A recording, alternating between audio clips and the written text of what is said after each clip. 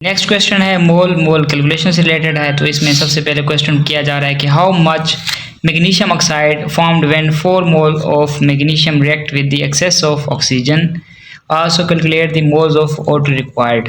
यानी यहाँ हमने जो चीज़ें मालूम करनी है उसमें यह है कि मैग्नीशियम ऑक्साइड कितनी मिकदार में प्रोड्यूस होता है, एंड सेकंड नंबर पर जो हमने कैलकुलेट करना है वो ये है कि ऑक्सीजन जो है वो कितनी मिकदार में रिक्वायर्ड है, यानी ऑक्सीजन जो है इसके कितने मोल जो है वो रिक्वायर्ड है। तो ये बैलेंस केमिकल इक्वेशन है। इसमें क्या है कि 2 मोल्स मैग्नीशियम के 1 मोल ऑक्सीजन के साथ जब रिएक्ट करते हैं तो इससे 2 मोल्स मैग्नीशियम ऑक्साइड के प्रोड्यूस होते हैं। तो इस बैलेंस केमिकल इक्वेशन के अकॉर्डिंग क्या होगा कि 2 मोल्स जो मैग्नीशियम के होंगे, ठीक है, वो कितने मोल्स प्रोड्यूस कर रहे हैं मैग्नीशियम ऑक्साइड के, इसके 2 मोल्स प्रोड्यूस कर रहे हैं। ठीक है, अब यहाँ क्वेश्चन से देखते हैं कि how much magnesium oxide formed when 4 moles of magnesium react. अब यहाँ पे इक्वेशन में यानी डेटा में जो हमें वैल्यूज प्रोवाइड की गई है मैग्नीशियम की वो 4 मोल्स है। तो हम यहाँ पे लिखते हैं 1 मोल of magnesium produce 1 mole of magnesium oxide कि 1 मोल जो है इसका वो 1 मोल प्रोड्यूस करता है मैग्नीशियम ऑक्साइड का। अगर इसका 1 मोल इसका 1 मोल प्रोड्यूस करता है तो मैग्नीशियम के 4 मोल्स इसके 4 मोल्स प्रोड्यूस करेंगे। ठीक है, तो 4 moles of magnesium produce 4 moles of magnesium oxide. ठीक है, यानी मैग्नीशियम ऑक्साइड के जो यहाँ पे मोल्स प्रोड्यूस हो रहे हैं वो 4 मोल्स प्रोड्यूस हो रहे हैं। अब मोल्स जब आ जाते हैं तो इसके बाद जो मरहला है वो ये है कि हमने मैग्नीशियम ऑक्साइड की क्वांटिटी मालूम करनी है, तो उसका मैस मालूम करना है। तो मैस के लिए आपको पहले भी फार्मूला बता चुका हूँ कि मैस ऑफ सब्सटेंस जो है वो बराबर होता है मोल्स मल्टीप्लाई मोलर मैस के। तो यहाँ मैस ऑफ मैग्नीशियम ऑक्साइड जो है ये बराबर होगा किसके, moles of magnesium oxide multiply by molar mass of magnesium oxide. ठीक है, मोल्स कितने हैं 4। मोलर मैस मैग्नीशियम ऑक्साइड का कितना होता है, मैग्नीशियम का जो है वो 24 होता है और ऑक्सीजन का कितना होता है 16 होता है। तो इसको आपस में जब आप ऐड करते हैं तो ये कितना बन जाता है 24 प्लस 16 कितना बन जाता है 40। ठीक है, तो मैग्नीशियम ऑक्साइड जो है इसका 40 मोलर मैस है। 40 के साथ इसको मल्टीप्लाई कराएंगे तो ये कितना हो जाएगा 160 ग्राम जो है इसका आंसर आ जाएगा। ठीक है, तो ये इसका मैस है मैग्नीशियम ऑक्साइड का जो प्रोड्यूस हो रहा है। सेकंड चीज़ जो हमने मालूम करनी थी वो ये थी कि ऑक्सीजन गैस जो यहाँ रिएक्ट कर रही है ये कितनी मिकदार में रिएक्ट कर रही है। अब यहाँ पे देखें 2 मोल्स ऑफ मैग्नीशियम ऑक्साइड जो हैं, ठीक है, 2 moles of magnesium oxide, in 2 moles को रिएक्ट कराने के लिए ऑक्सीजन का 1 मोल जो है वो रिक्वायर्ड है। तो हम यहाँ पे लिखते हैं कि 2 moles of magnesium oxide required 1 mole of oxygen, 1 mole of oxygen. ठीक है, अब इसके 2 मोल्स इसके 1 मोल के बराबर हैं। इसका 1 मोल अगर लिया जाए 1 मोल ऑफ मैग्नीशियम ऑक्साइड रिक्वायर्ड, ये 2 उधर जाके क्या हो जाएगा डिवाइड हो जाएगा, तो 1/2 मोल ऑफ O2। ठीक है, यानी इसका 1 मोल जो है मैग्नीशियम ऑक्साइड का ये प्रोड्यूस करवाने के लिए यानी रिएक्ट करवाने के लिए 1/2 यानी हाफ मोल ऑक्सीजन गैस का जो है वो रिक्वायर्ड होगा। अब इसका 1 मोल नहीं है मैग्नीशियम ऑक्साइड का।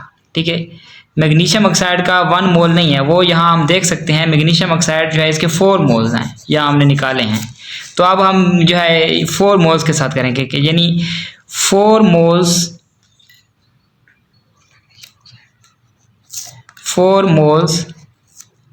Of magnesium oxide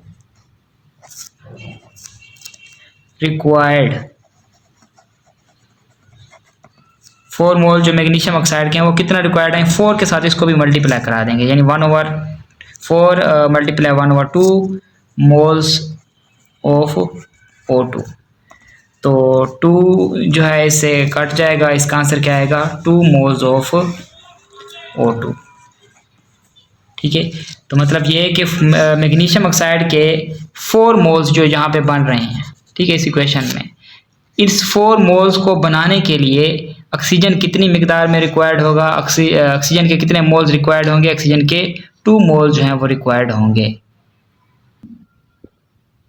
next question है मोल मास कैलकुलेशन से रिलेटेड है। तो इसमें क्वेश्चन है कि carbon monoxide can reduce iron 3 oxide into iron metal.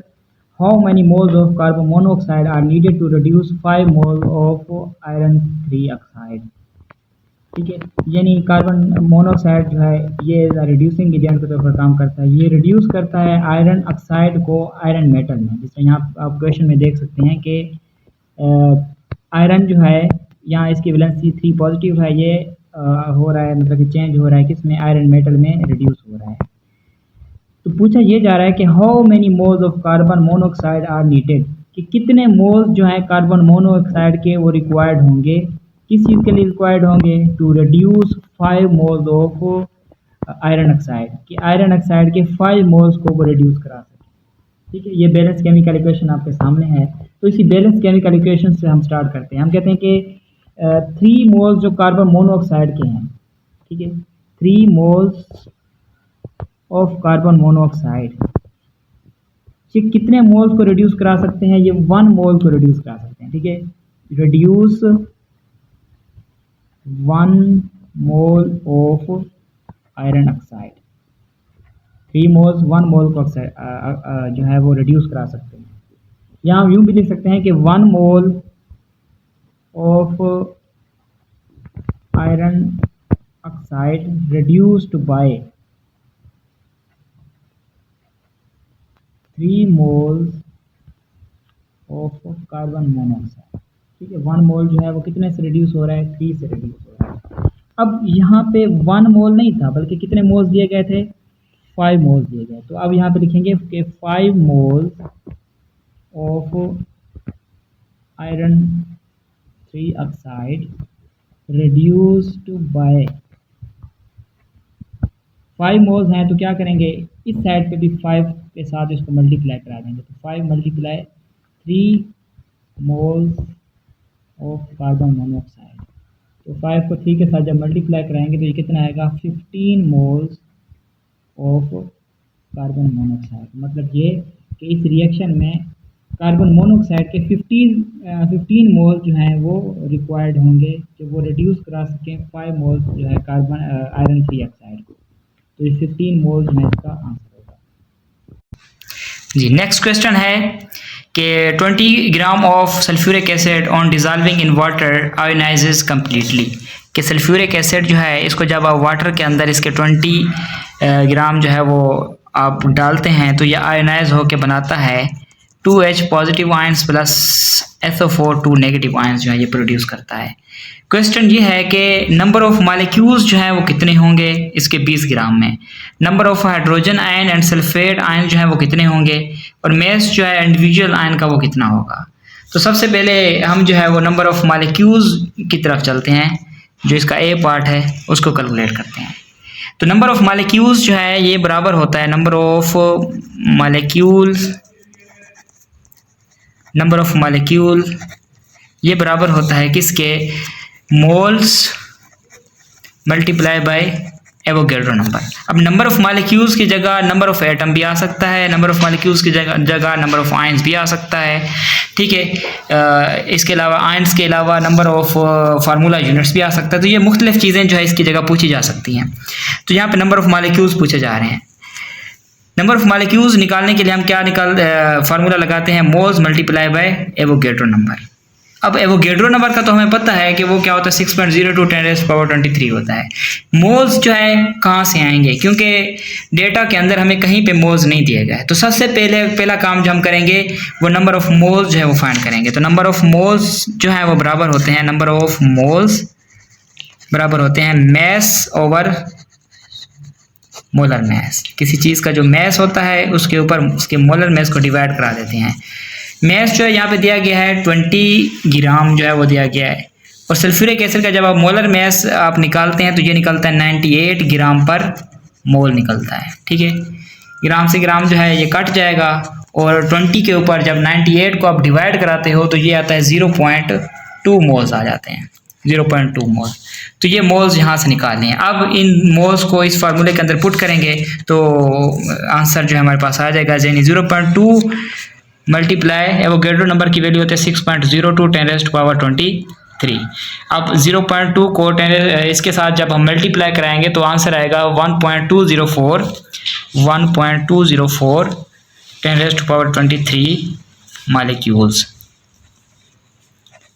तो ये आ गया नंबर ऑफ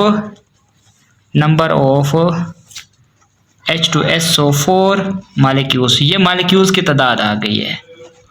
ठीक है, जब मालिक्यूल्स की तादाद आ गई है तो इसके बाद बाकी चीज़ें जो है वो कैलकुलेट करना आसान हो जाता है। अब सेकंड नंबर पे पूछा गया था कि number of hydrogen and number of sulphate ions कितने हैं, बी।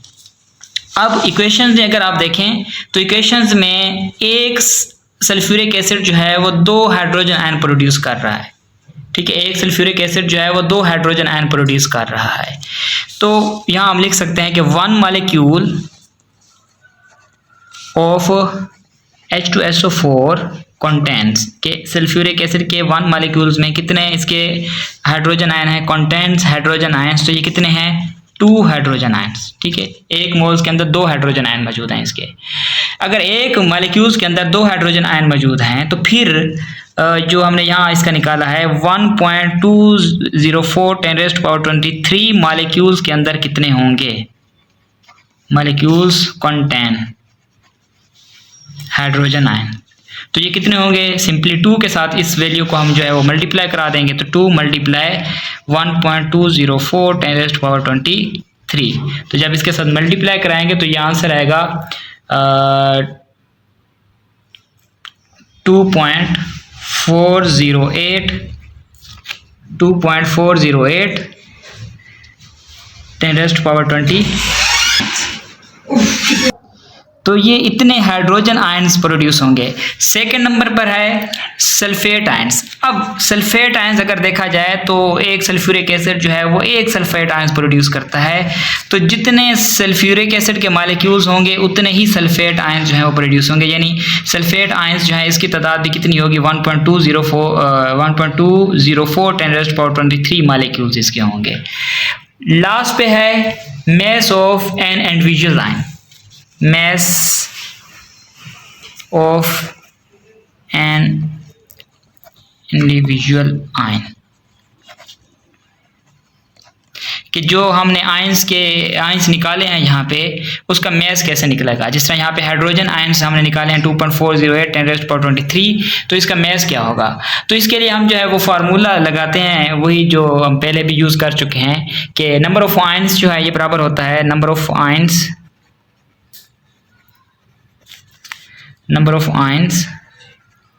ये बराबर होता है moles multiply by Avogadro number. ठीक है, अब मोल्स यहाँ पे नहीं है, मोल्स नहीं है तो इसकी जगह हम क्या लगाएंगे, mass of ions over molar mass. ठीक है, मास का जो मास है आयंस का वो multiply by molar mass multiplied by Avogadro number. ठीक है, अब नंबर ऑफ आयंस हमारे पास मौजूद हैं। ठीक है, मोलर मास जो है आयंस का, जिस तरह ये हाइड्रोजन है तो हाइड्रोजन का आपको पता है कि वो 1 होता है, ये भी हमारे पास मौजूद है। एवोगैड्रो नंबर की वैल्यू भी हमारे पास मौजूद है। एक चीज़ हमारे पास नहीं है जो कि क्या है, मास ऑफ आयंस है। मास ऑफ आयंस को एक साइड पर रखेंगे, ये हो जाएगा मास ऑफ आयन। ये किसके बराबर होगा, number of ions multiply by molar mass of ion. ठीक है, ओवर क्या हो जाएगा, एवोगैड्रो नंबर हो जाएगा। तो ये number molar mass of ions जो है इसकी वैल्यू पुट करेंगे, नंबर ऑफ आयंस की वैल्यू पुट करेंगे और एवोगैड्रो की नंबर वैल्यू की जो है एवोगैड्रो नंबर जो है इसकी वैल्यू पुट करेंगे। तो इस तरह जो आयंस है उसका मास भी यहाँ से हम निकाल सकते हैं। पहले हाइड्रोजन के लिए कर लें, फिर जो है आप सल्फेट आयंस के लिए भी कर सकते हैं। सल्फेट आयंस का पहले मोलर मास निकालें, उसके बाद जो है वो उस आयंस का जो मास है वो इस फार्मूले से आप निकाल सकते हैं। नेक्स्ट क्वेश्चन है सोल्यूशन स्टिशियोमेट्री से रिलेटेड है। तो इसमें क्वेश्चन है what volume of 0.25 mole of lithium hydroxide will completely react with the 0.5 decimetre cube of 0.25 molar HCl solution. ये इसकी बैलेंस केमिकल इक्वेशन है, ठीक है।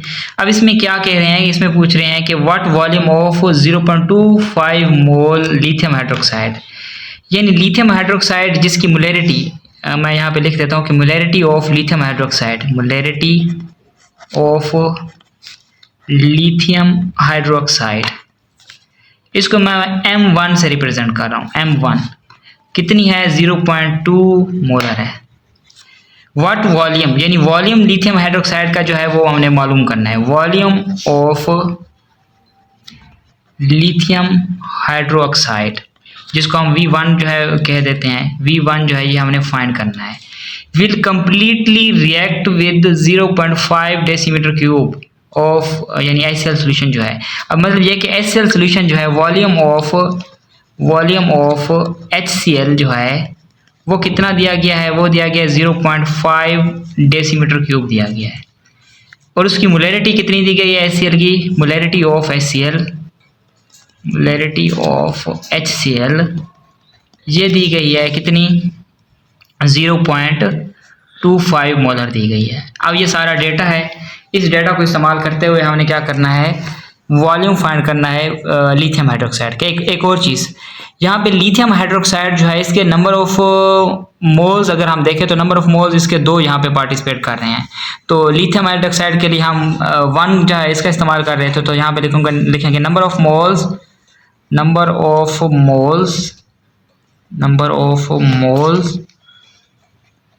ऑफ लिथियम हाइड्रोक्साइड ये कितने हैं, 2 हैं।